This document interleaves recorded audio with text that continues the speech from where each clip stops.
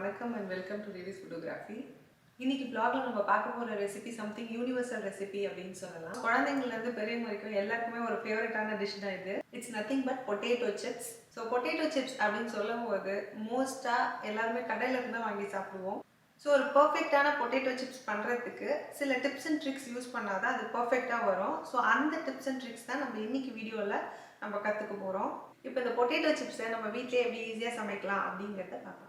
இன்னைக்கு ரெசிபிக்கு தேவையான ingredients என்னென்னன்னு பார்த்துடலாம். ஸோ இன்னைக்கு நான் இங்கே வந்து 2 large russet potatoes எடுத்திருக்கேன். ஸோ ஒருவேளை உங்களுக்கு russet potatoes கிடைக்கலனா எனி அதர் brown potato வகை யூஸ் பண்ணிக்கலாம்.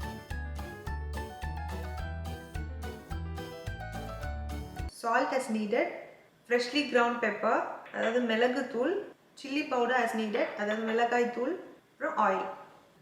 இப்போ இந்த பொட்டேட்டோஸ் வந்து நம்ம வாஷ் பண்ணிட்டு மேலே வந்து ஸ்கின்னை பீல் பண்ணி எடுத்துட்டு ஸ்லைஸ் பண்ண ஆரம்பிக்கலாம். பொட்டேட்டோ சிப்ஸ் போடுறதுக்கு வந்து ஒரு ஸ்லைசர் வந்து ரொம்ப இம்பார்ட்டன்ட். முடிஞ்ச வரைக்கும் ஸ்லைஸ் வந்து ரொம்ப தின்னாக வரா மாதிரி பண்ணி போடுங்க. ஸோ இப்போ இந்த மாதிரி ஒரு பெரிய மிக்சிங் பவுலில் நான் தண்ணி எடுத்திருக்கேன். ஸோ ஸ்லைசர் வந்து நான் இதுக்கு மேலே ப்ளேஸ் பண்ணிவிட்டு நம்ம வந்து ஸ்லைஸ் பண்ண உருளைக்கிழங்கு வந்து டைரெக்டாக தண்ணிக்குள்ளே விழுற மாதிரி நம்ம பண்ண போகிறோம். எதுக்காக அப்படி பண்ணுறோன்னா உருளைக்கிழங்கு வந்து சீக்கிரமாக ப்ரௌன் ஆகக்கூடாது அப்படிங்கிறதுக்காக பண்ணுறோம். ஸோ இந்த மாதிரி பண்ணிக்கோங்க. ஸோ இப்போ இந்த 2 உருளைக்கிழங்கையும் நான் ஃபுல் அண்ட் ஃபுல் ஸ்லைஸ் பண்ணி எடுத்துக்கிறேன். வந்து ஆல்மோஸ்ட் ஒரு 45 டிகிரி ஆங்கிளில் வந்து நான் ஸ்லைஸ் பண்ணிட்டு இருக்கேன். ஸோ அப்படி பண்ணும்போது உங்களுக்கு ஸ்லைஸ் வந்து கொஞ்சம் பெரிய பெரிய ஸ்லைஸாக கிடைக்கும். நீங்கள் இப்படியே டைரெக்டாக பண்ணிங்கன்னா கொஞ்சம் சின்னதாக தான் இருக்கும்.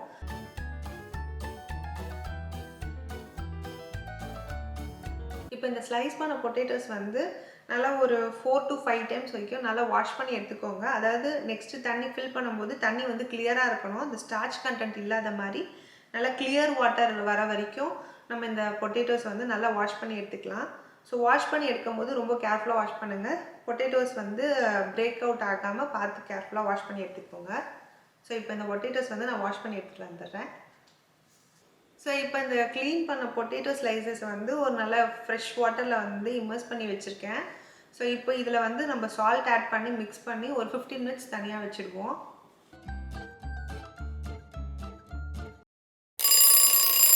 ஸோ இப்போ இந்த ஸ்லைசஸ் எடுத்து இந்த மாதிரி ஒரு காட்டன் கிளாத்தில் போட்டு ட்ரை அவுட் பண்ணிடலாம். ஸோ முடிஞ்ச வரைக்கும் ஸ்லைசஸ் வந்து தனித்தனியாக போட பாருங்கள். ஸோ எல்லா தண்ணியும் வந்து நல்லா ட்ரைன் அவுட் ஆகணும்.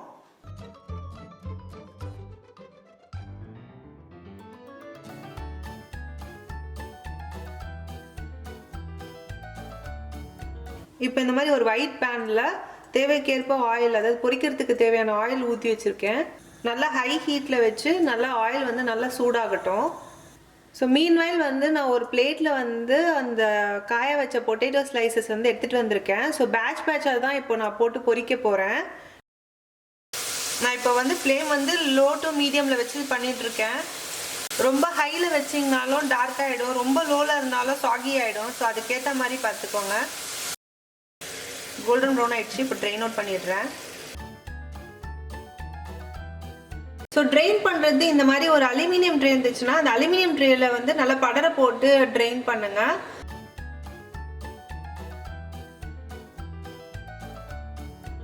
இப்போ வந்து இந்த சிப்ஸுக்கு வந்து நம்ம ஃப்ளேவரிங் பண்ணிடலாம்.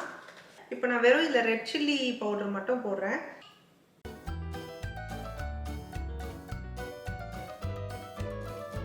இப்போ நெக்ஸ்ட் பேட்ச் வந்து நான் பெப்பர் சீசனிங் பண்ண போகிறேன். ஸோ நான் ஃப்ரெஷ்லி கிரவுண்ட் பெப்பர் வச்சுருக்கேன், நான் அதே போட்டுக்கிறேன்.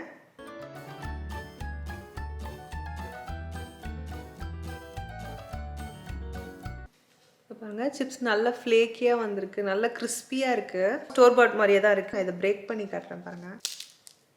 ஸோ 3 ஃப்ளேவர்ஸில் வந்து நம்ம சிப்ஸ் வந்து பண்ணியாச்சு. சிப்ஸ் பொரிக்க ஆரம்பிக்கிறதுக்கு முன்னாடி ஆயிலோட டெம்பரேச்சர் வந்து நல்லா ஹையில் வச்சு நல்லா சூடாகட்டும். அதுக்கப்புறமா நம்ம பேட்ச் போடும்போது லோ டு மீடியமில் வச்சு பேட்ச் பொரிக்க ஆரம்பிங்க. ஸோ அப்போ தான் வந்து சிப்ஸ் வந்து பர்ஃபெக்டான கலரும் பர்ஃபெக்டான டெக்ஸ்டர்லேயும் வரும். ஸோ இந்த சிப்ஸை வந்து நீங்கள் ஒரு ஏர்டைட் கண்டெய்னரில் போட்டு யூஸ் பண்ணிங்கன்னா அது எப்போவுமே நல்லா கிறிஸ்பியாகவே இருக்கும். ஸோ இந்த வீடியோவில் சொன்ன மாதிரி சில டிப்ஸ் அண்ட் ட்ரிக்ஸை வந்து நீங்கள் யூஸ் பண்ணிங்கனாலுமே நம்ம இந்த மாதிரி பர்ஃபெக்டான சிப்ஸ் வந்து வீட்டிலே பண்ணலாம். ஹோப் இந்த வீடியோ உங்கள் எல்லாருக்கும் ரொம்ப பிடிச்சிருக்கோன்னு நினைக்கிறேன். ஸோ இதே மாதிரி ஒரு இன்ட்ரெஸ்டிங்கான வீடியோவில் நான் உங்களை நெக்ஸ்ட்டு சந்திக்கிறேன். Until then, நன்றி வணக்கம் from Revati.